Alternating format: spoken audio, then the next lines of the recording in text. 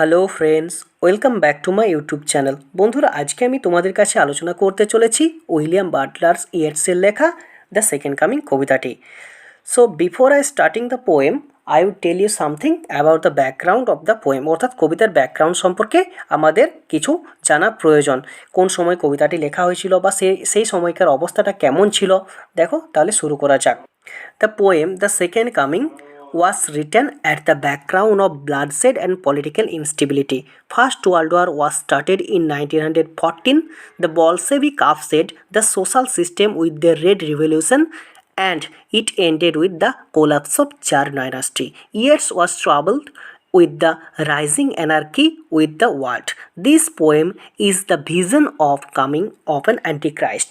অর্থাৎ কবি যখন এই সেকেন্ড কামিং কবিতাটা লিখেছিল সেই সময় আর কি 1914 খ্রিস্টাব্দের ওয়ার্ল্ড ওয়ারের পরে, এবং হচ্ছে চারিদিকে যুদ্ধকর পরিস্থিতি। সেই সময় কবি কি একজন আবার কি ক্রাইস্টের কথা ভাবতে পারবে? তার জন্য বলেছে কবি আর কি অ্যান্টি ক্রাইস্টের কথা ভাবছে, যে চারিদিকে এমন অরাজকতা চলছে, সেই অরাজকতার মধ্যে একমাত্র অ্যান্টি ক্রাইস্টেরই জন্ম হতে পারে। তারপর দেখো, the poem was written in 1919 in the aftermath of first world war and the beginning of Irish war of independence that followed the Easter rising at a time before the British government decided to send in the black and tans to Ireland. অর্থাৎ যখন 1919 খ্রিস্টাব্দে এই কবিতাটি লেখা হয় তখন আর কি first world war পেরিয়ে যায় এবং হচ্ছে আয়ারল্যান্ডের স্বাধীনতার জন্য সংগ্রাম হয়। সেই সংগ্রামের সময় ব্রিটিশ গভর্নমেন্ট আর কি ব্ল্যাক এবং ট্যান্সকে আয়ারল্যান্ডকে পাঠায়। সেই সময় এই কবিতাটি লেখা হয়েছিল। The poem is also connected, কবিতাটা আরও একটা হিস্ট্রির সাথে কানেক্ট করা যায়। দেখো কি, to the 1918 and 1919 flu pandemic. In the weeks preceding Yeats writing the poem, his pregnant wife Georgia Hyde-Lace caught the virus and was very close to death. The highest death rates of the pandemic were among pregnant women in some areas. They had up to a 70% death rate. While his wife was convalescing, he wrote the second coming. অর্থাৎ কবির wife কিন্তু সেই সময় 1918 এবং 1919 খ্রিস্টাব্দে যখন flu pandemic হয়েছিল সেই সময় জর্জিয়া হাইডলেস কিন্তু প্রেগনেন্ট ছিল, আর কবির ওয়াইফকেও কিন্তু ভাইরাসে অ্যাটাক করেছিল। আর কবি বলছে সেই সময় আর কি প্রেগনেন্ট ওমেন যাদেরকে ভাইরাসে অ্যাটাক করেছিল তাদের মধ্যে 70% প্রেগনেন্ট ওমেন মারা গিয়েছিল। আর কবির ওয়াইফ যখন আস্তে আস্তে অর্থাৎ ধীরে ধীরে সুস্থ হয়েছিল তখন কবি বা সুস্থ হচ্ছিল তখন কবি দ্য সেকেন্ড কামিং কবিতাটা লিখে। তারপর দেখো সিগনিফিক্যান্স অফ দ্য টাইটেল, অর্থাৎ কবিতার টাইটেল যে সেকেন্ড কামিং দেওয়া আছে দ্য সেকেন্ড কামিং, এই টাইটেলটি সম্পর্কে দেখো কিছু বলা আছে। The title, The Second Coming, is related to the biblical saying in Revelation, New Testament.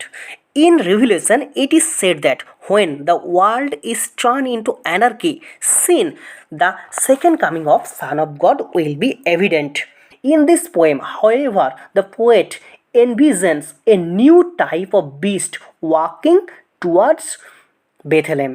The poet implies that this is an antichrist that will symbolizes disorder and destruction. অর্থাৎ কবি বলছে বাইবেলে বলা আছে যে যখন আর কি সারা পৃথিবীটা পাপে পরিপূর্ণ হয়ে যাবে তখন আর কি সান অফ গড অর্থাৎ জেসাস ক্রাইস্ট জন্ম নেবে। কিন্তু কবি এখানে দেখছে যে এই যুদ্ধকর পরিস্থিতিতে জেসাস ক্রাইস্ট জন্ম নিতে পারে না, কারণ এখানেই একজন বিস্টের জন্ম হয়েছে এবং সে আর কি বেথেলেমের দিকে, যীশু খ্রিস্ট যেখানে জন্মগ্রহণ করেছিল সেই বেথেলেমের দিকে এগিয়ে চলেছে। আর এই অ্যান্টি ক্রাইস্টটা হচ্ছে সিম্বলাইজ করছে, অর্থাৎ এই অ্যান্টি ক্রাইস্টটা ইন্ডিকেট করছে ডিসঅর্ডার অ্যান্ড ডিস্ট্রাকশান, অর্থাৎ হচ্ছে সব কিছু অরাজকতা এবং সব কিছু ধ্বংসের প্রতিমূর্তি। দেন Yeats was the most famous Irish metaphysical poet and great Irish dramatist. As per supreme symbolist, he was the father of symbolistic movement. Like T.S. Eliot, he was interior of 20th century poetry. Sir Ifor Evans remarked in his book A Short History of English Literature, Yeats stand out of as the greatest poetical figure of the first half of 20th century of A structure beyond কন্ট্রোভার্সারি। অর্থাৎ এখানে দেখো কবি সম্পর্কে বলা আছে, Yeats ওয়াজ most famous Irish metaphysical poet. কবি হচ্ছে একজন বিখ্যাত মেটাফিজিক্যাল পোয়েট এবং হচ্ছে আয়ারল্যান্ডের একজন বিখ্যাত আর কি নাট্যকার। আর হচ্ছে এখানে একজন ক্রিটিক্সের উক্তি দেওয়া আছে, কবিকে ক্রিটিসাইজ করেছে। তারপরে দেখো it saw two world war and Ireland blacks and trumps and Russian Revolution. It was the picture of future world and a prophecy coming of destructive obscure figure and reversal of Christian values. The poem indicates the second coming of God is hand. According to Christianity, New Testament, God, Jesus again rebirth and redeem our soul. Yet also believes Hindu mythology. In Hindu mythology, God Vishnu again take birth in Kalki avatar for made sinless world. Yet think that it is at hand. According to A.S. Collins, Yeats in the second coming saw anarchy rising in bloody violence inaugurate a new bestial age.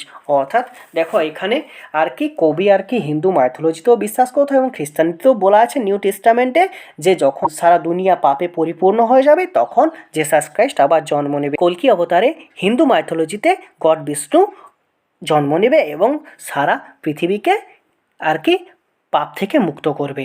তারপর দেখো কবিতায় আসা যাক। Turning and turning in the widening gyre the falcon cannot hear the falconer. এখানে দেখো turning and turning মানে বলা আছে গোল গোলভাবে, ওয়াইডেনিং মানে হচ্ছে বড়, আর ফ্যালকন মানে হচ্ছে বাজ পাখি, আর ফ্যালকনার মানে হচ্ছে বাজিঘর। তাহলে এটা পুরোটা দেখো মানেটা বললে কী বোধ হয়, গোল গোল জায়ারের মতো পাখি আকাশে উড়ছে আর বাজ বাজিগরের কথা শুনছে না। অর্থাৎ এটা গুছিয়ে বলতে হবে যে বাজ বাজিগরের কথা না শুনে গোল গোলভাবে জায়ারের মতো আকাশে উড়ছে।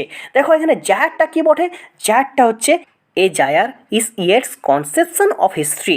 Every gyre rotates in its centripetal and centrifugal forces. It has a span of 2000 years. The process of every gyre is continuous. The next gyre starts from the point where the last gyre ends. অর্থাৎ এই জায়ারটা হচ্ছে ইয়েটসের একটা conception of history. একটা জায়ার আর কি 2000 বছর ধরে গোল গোলভাবে ঘুরে এবং যখন আর কি 2000 বছর শেষ হয়ে যায় আবার একটা নতুন জায়ারের সৃষ্টি হয় পৃথিবী ধ্বংসের দ্বারা।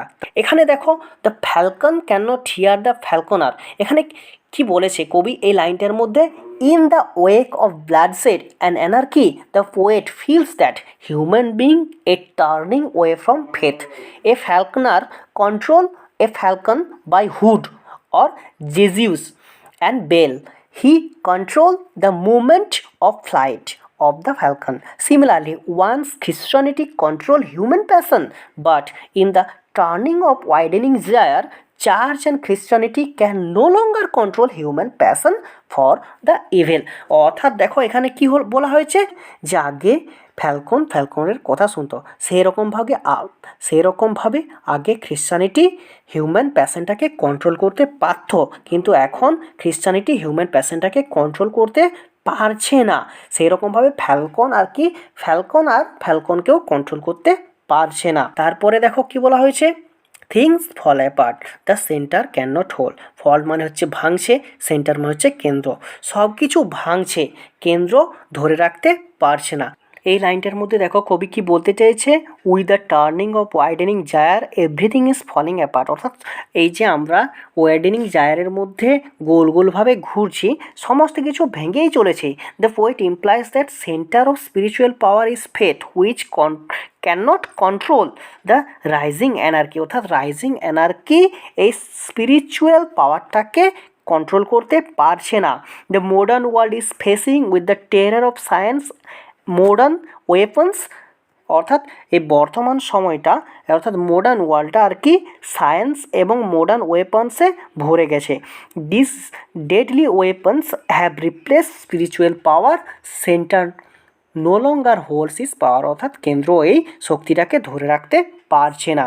দেন মের anarchy is লুজড upon the world. Anarchy বলতে এখানে বোঝানো হয়েছে অরাজকতা। ওয়ার্ল্ড মানে হচ্ছে বিশ্ব, সারা দুনিয়া অরাজকতায় ভরে উঠেছে। তাহলে এই কবিতার লাইনটার মধ্যে কবি কি বলেছে, The beginning of 20th century witnessed of tremendous bloodshed and anarchy. The poet feels that this anarchy and bloodshed were kept under controls by spirituality, just as sluice gates control flood water. But the modern lack of spirituality has weakened the moral power. Anarchy and bloodshed are loosed. This blood dim tide has overpowered virtues. অর্থাৎ এখানে কি বলেছে যে হচ্ছে bloodshed anarchy, অর্থাৎ এই অ্যানার্কিটাকে control করতে পারছে না স্পিরিচুয়ালিটি। আর যেমনভাবে আর কি সুইচ গেটস যেমনভাবে জলকপাট আর কি এই সে ফ্লাড ওয়াটারটাকে কন্ট্রোল করে রাখে, ঠিক সেই রকমভাবে অ্যানার্কিটা ব্লাডশেডটাকে কন্ট্রোল করতে পারছে না, অর্থাৎ এই এনার্কিটা স্পিরিচুয়ালিটিটাকে কন্ট্রোল করতে পারছে না।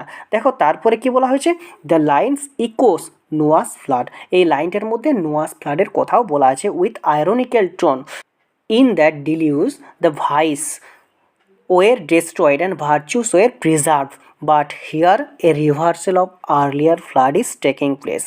অর্থাৎ দেখো বলেছে ঠিক সেই সময় আর কি যারা আর কি ভার্চুয়াস ছিল তাদেরকে আর কি সংরক্ষণ করা হয়েছিল, আর যারা হচ্ছে ভাইস অর্থাৎ যারা হচ্ছে পাপ করেছিল তাদেরকে ডিস্ট্রয় করে দেওয়া হয়েছিল। কিন্তু বলছে কবি বলছে ঠিক সেই রকম আর কি একটা ফ্লাড আর কি আসতে চলেছে।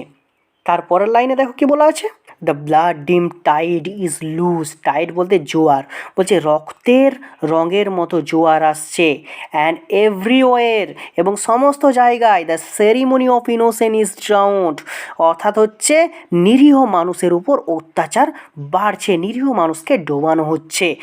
দেখো এই লাইনটার মধ্যে কবি কি বলেছে, দ্য পোয়েট ফিলস দ্যাট, কবি অনুভব করছে যে the blood shed and cruelty in early 20th century not only destroyed some evil and harmful order and destroy it also uprooted some age old institution and tradition that are necessary in society, but when flood water flows it destroyed everything on its way. Similarly, the blood dim tide not only destroyed the anarchy but also destroyed faith and spirituality. কবি বলেছে কি যখন আর কি blood ডিম টাইডটা আসছে তখন blood ডিম টাইডটা শুধুমাত্র অ্যানার্কিটাকে ডিস্ট্রয় করছে না, শুধুমাত্র খারাপ জিনিসগুলোকে ডিস্ট্রয় করছে না, বলছে এটা আরও ডিস্ট্রয় করছে ফেথ অ্যান্ড স্পিরিচুয়ালিটি। কি যেমনভাবে ফ্লাড ওয়াটারটা আর কি সমস্ত কিছুকে ডিস্ট্রয় করে নিয়ে চলে যায়, ঠিক সেরকমভাবে ব্লাড ডিম টাইডটাও সমস্ত কিছুকে ডিস্ট্রয় করে দিচ্ছে। দেন the best lack all conviction while the worst are full of passionate intensity. Best মানে হচ্ছে ভালো, ল্যাক মানে হচ্ছে অভাব, কনভিকশন মানে হচ্ছে আস্থা, ওয়ার্স্ট মানে হচ্ছে খারাপ, প্যাশনেট মানে উৎসাহ, আর ইন্টেন্সিটি মানে তীব্রতা। অর্থাৎ এখানে কি বলা হয়েছে, বলছে ভালো লোকের উপর আস্থা কমে যাচ্ছে বা বিশ্বাসের অভাব দেখা দিচ্ছে, সেখানে খারাপ লোকেরা কি বলছে উৎসাহের সাথে খারাপ কাজ করছে। The poet is terrified at the anarchy and bloodshed around the world. The blood dim tide has destroyed all the institution of virtues and innocence. In this uncertain moment, the best people become helpless because they have lost self-esteem and self-confidence. Their silence make the worst people more violent and passionate. এই লাইনটার মধ্যে কবি কি বলতে চাইছে যে blood ডিম টাইডটা যেহেতু আসছে সে সমস্ত কিছু ডিস্ট্রয় করে দিয়ে চলে যাচ্ছে, institution of virtues and innocence সমস্ত কিছু ডিস্ট্রয় করছে, আর যেখানে ভালো মানুষরা সমস্ত কিছু আর কি তারা হেল্পলেস হয়ে পড়ছে, তারা they have lost self esteem and self confidence, তারা তাদের কনফিডেন্স হারিয়ে ফেলছে, আর তাদের সাইলেন্সটা ওয়ার্স পিপলদের সাহায্য করে দিচ্ছে খারাপ কাজ করার জন্য। তারপর দেখো সেকেন্ড স্ট্যান্জায় কবি কি বলেছে, surely some revelation is at hand. Surely মানে নিশ্চিতভাবে, রিভিলেশন মানে উদ্ঘাটন, বলছে শীঘ্রই কিছু রহস্যময় হতে চলেছে বা শীঘ্রই কিছু উদ্ঘাটন হতে চলেছে, বলছে surely the second coming is at hand. অর্থাৎ সেকেন্ড কামিং বলতে কি বার্থ অফ জেসাস ক্রাইস্টের আবার জন্ম, বলছে নিশ্চিতভাবে যিশুর আসার সময় হয়ে গেছে। মানে যিশু তো বলেছিল যে যখন আর কি দুনিয়াটা পাপে পরিপূর্ণ হয়ে যাবে তখন আবার জেসাস ক্রাইস্টের জন্ম হবে, টু মেড এ সিনলেস ওয়ার্ল্ড। কিন্তু দেখো এই লাইনের মধ্যে কি বলেছে, in Bible new testament it is said that after the blood shed and anarchy there will be revelation of Son of God. The poet believes that the world is turning towards the same bloodshed and sin. Hence, it is apparent that the second coming is at hand. অর্থাৎ বাইবেলে বলা আছে যখন bloodshed আর anarchy হবে তারপরে কিন্তু Jesus ক্রাইস্টের জন্ম হবে। কবি বিশ্বাস করছে যে পৃথিবীটা সেরকম অবস্থায় চলে এসছে আর সেকেন্ড কামিং অর্থাৎ জেসাসের জন্মের সময়ও চলে এসছে। Then the second coming hardly are those words out, বলছে দ্য সেকেন্ড কামিং দ্বিতীয়বার আগমন হতেও পারে, এই কথাটা আগে কেউ ব্যবহার করেছে। বলছে when the vast image of স্পিরিটাস মুন্ডি ট্রাভেলস মাই সাইট। ভাস্ট ইমেজ বলতে বৃহৎ কল্পনা, এখানে স্পিরিটাস মুন্ডি বলতে দেখো কী বলা হয়েছে, the phrase may imply the collective unconsciousness. The collective unconsciousness is store house of human history from primitive life. এখানে এই লাইনটার মানে কি বলা হয়েছে, যখন একটা বড় স্পিরিটাস মুন্ডির ছবি স্বপ্নে দেখেছে বা কল্পনায় দেখেছে, অর্থাৎ কবি এখানে কল্পনায় দেখছে স্পিরিটাস মুন্ডির ছবি। স্পিরিটাস মুন্ডি কেমন দেখো, তারপরে ওর বর্ণনাটা পাবো। একটা ছবি যেটা হচ্ছে লায়নের বডি থাকবে এবং মানুষের মাথাটা থাকবে, মাথাটা হচ্ছে মানুষের কিন্তু বডিটা হচ্ছে লায়নের।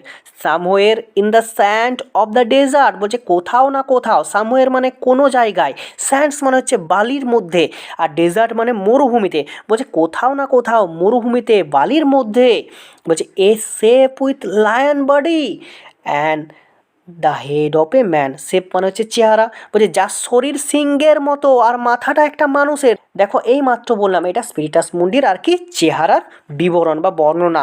এ gaze blank and pitiless as the sun. এখানে পিটিলেস মানে হচ্ছে দয়া মায়াহীন, বলছে সূর্যের উত্তাপের মতো দয়া মায়াহীন। মানে কি এই যে স্পিরিটাস মুন্ডি আর কি জন্মগ্রহণ করেছে কোনো জায়গায় মরুভূমিতে আর কি সে জন্ম নিয়েছে, বলছে সেটা কি না আসছে, কোথায় আসছে না হচ্ছে বেথেলেমের দিকে আসছে। দেখো তারপরেই পাবে বেথেলেমের দিকে আসছে। তা এটাকে দেখে কেমন মনে হচ্ছে যে এটা সূর্যের উত্তাপটা যেমন আর কি দয়া মায়াহীনভাবে সূর্য প্রখরভাবে উত্তাপ দেয়, সেই রকম বলছে স্পিরিটাস মুন্ডিও আর কি দয়া মায়াহীনভাবে, তাকে দেখে মনে হচ্ছে সে দয়া মায়াহীনভাবে সামনের দিকে আগিয়ে চলে আসছে। Is moving it slow thighs. Thighs মানে হচ্ছে উরু, অর্থাৎ সেটা আসছে। ইটস স্লো থাইস অর্থাৎ সে ধীরে ধীরে এগিয়ে আসছে পায়ে হেঁটে। দেখো এখানে কি বলা হয়েছে, the cruelty and bloodshed convince the poet that the second coming of son of God is near, but at that moment he sees a terrible vision in the far desert of Arabia and Palestine. A beast is awaking to life. It has lion body and head of a man. This beast is a combination of fair and foul. His human face disguise in human cruelty. The blank and pitiless gaze of the beast suggests that it lacks love and forgiveness. It is an antichrist. একে দেখতে একদম দয়ামায়াহীন একজন পশুর মতো কবি একে anti ক্রাইস্টের সাথে তুলনা করেছে। সে আর কি আরাবিয়া এবং প্যালেস্টাইনের মরুভূমিতে জন্ম নিয়ে সে আর কি আগিয়ে আসছে। Then while all about it reel shadows of the indignant desert bird. Reel মানে হচ্ছে চলচ্চিত্র, শ্যাডো মানে হচ্ছে ছায়া, ইন্ডিগনেন্ট মানে হচ্ছে অ্যাংরি, এবং মরুভূমির সমস্ত পাখিরা রেগে যাচ্ছে তার চলনে, পাখিরা তার উপরে ঘুরে বেড়াচ্ছে। দেন দ্য ডার্কনেস ড্রপ এগেন, অর্থাৎ ড্রপস মানে হচ্ছে নেমে আসা, অন্ধকার আবার নেমে আসছে। দেখো এই লাইনটার মধ্যে কবি কি বলতে চেয়েছে, বলছে the poet in this vision sees a rough beast with lion body and head of a man. The awakening of the beast has caused disturbance among the desert bird. বলছে এই যে বিস্টটা জেগে উঠেছে, সেই জেগে ওঠাটা আর কি মরুভূমির যে পাখিরা আছে সেই পাখিদের একটা ডিস্টারবেন্স সৃষ্টি করেছে। দে আর rotating away from the beast, but the vision carries the idea that Very soon the birds will rotate round the beast, since the beast symbolizes cruelty. The desert birds will realize that the beast will cause havoc and also food for them. অর্থাৎ এখানে কি মরুভূমির পাখিরা আর কি এই বিস্টের শব্দে জেগে উঠেছে, আর জেগে ওঠার পরে তাদের মধ্যে একটা ডিস্টারবেন্স সৃষ্টি হয়েছে, আর সেই ডেজার্ট বার্ডগুলো আর কি এই বৃষ্টের চারিদিকে আর কি উড়ে বুলছে, এবং তারা কি তাদের একটা আশা আছে যে এই বৃষ্টিটা আর কি পৃথিবীর মধ্যে একটা হ্যাভক সৃষ্টি করবে। সেই হ্যাভক সৃষ্টি হওয়ার ফলে ওই মরুভূমির পাখিদের জন্য কিছু খাবার উৎপন্ন হবে এবং সেই খাবারটা তারা খাবে। দেন বাট আই নো, কিন্তু এখন আমি বুঝতে পারছি দ্যাট 20 সেঞ্চুরি স্টোনি স্লিপ, অর্থাৎ 20 সেঞ্চুরি অর্থাৎ 20,000 বছরকার পাথরের মতো ঘুমানোর পর were vex to nightmare by a rocking cradle, উত্তক্ত খারাপ দুঃস্বপ্নের মতো দোলনায় সহিত। অর্থাৎ এখানে কি দোলনায় সহিত বলতে এখানে জেসাস ক্রাইস্টের কথা বলা হচ্ছে। জেসাস ক্রাইস্ট দোলনায় সহিত অবস্থায় ছিল, কিন্তু এখানে কবি কি দেখেছে যে একজন অ্যান্টি ক্রাইস্টের জন্ম হয়েছে, সে দোলনায় সহিত, এবং তার কবি বলছে আমার উত্তক্ত খারাপ দুঃস্বপ্নের মতো। ভেক্সড মানে দুঃস্বপ্ন, আর কার্ডেল মানে হচ্ছে দোলনায় সহিত। And what a rough beast, বলছে রাফ বলতে খারাপ, এবং কি খারাপ পশু। Its hour come round at last, আসছে সর্বশেষে। বলছে slouches towards Bethlehem to be born, towards মানে হচ্ছে দিকে, বলছে এগিয়ে আসছে বেথলেমের দিকে যেখানে যিশু জন্মগ্রহণ করেছিল। কি যীশুখ্রিস্ট জন্মগ্রহণ করেছিল বেথলেমে। এখন আর কি অ্যান্টি ক্রাইস্ট আর কি কবি বলছে দুঃস্বপ্নের মতো অ্যান্টি ক্রাইস্ট আর কি বেথলেমের দিকে এগিয়ে আসছে। দেখো, the last line is put into question as the poet only draws a warning before the birth of Christ. Human spirituality remains passive like stone. The birth of Christ stimulated spirituality within us, but the next 2000 years belongs to the Antichrist. The beast in the vision slouches towards Bethlehem, the birthplace of Christ. The world is awaiting for the incarnation of Antichrist. অর্থাৎ কি বলেছে কবি আর কি এখানে একটা আমাদের কাছে মানে একটা ওয়ার্নিং দিয়েছে। বলছে জেসাস ক্রাইস্টের জন্ম হবার কথা ছিল, কিন্তু এখানে অ্যান্টি ক্রাইস্টের জন্ম হয়েছে, এবং এই অ্যান্টি ক্রাইস্ট কি আবার 2000 ইয়ার মানে হচ্ছে 2000 বছর আর কি রাজত্ব করবে, এবং হচ্ছে বেথলেমের দিকে সে এগিয়ে আসছে। তাহলে আশা করি বন্ধুরা তোমরা এই কবিতাটি বুঝতে পেরেছ। বন্ধুরা আমার ভিডিও যদি তোমাদের ভালো লেগে থাকে please like, comment, share and also subscribe my channel, and please press the bell icon for never miss an update.